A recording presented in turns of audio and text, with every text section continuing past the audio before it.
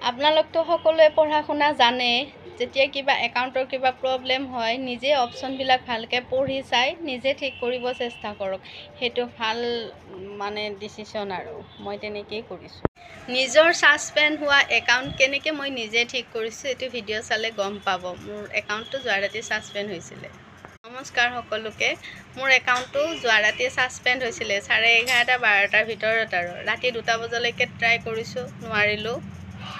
ভিডিঅ'টো সম্পূৰ্ণকৈ চাব তেতিয়াহে গম পাব যে মই কেনেকৈ ঠিক কৰিছোঁ তাৰপিছত ৰাতিপুৱা উঠি 10টাৰ পৰা 10:30টাৰ ভিতৰত মই নিজে চেক কৰি পেলাই নিজে ঠিক কৰিছোঁ একাউণ্ট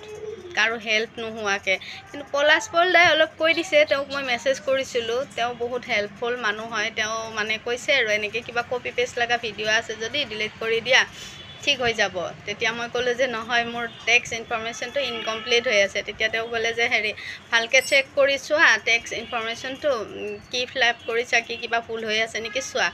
চালোঁগৈ তাতেতো একো ভুল নাই মোৰ এটাই ভুল হৈ আছিল মানে টেক্স ইনফৰমেশ্যনত কিবা হেৰি এটা চাইন কৰিব লাগে সেই চাইনটো মোৰ ভুল হৈ আছিল তো চাইনটো মই পান কাৰ্ডত থকা হিচাপত চাইন কৰিলোঁ নহয় একাউণ্টত থকা হিচাপত চাইন কৰিছোঁ নহয়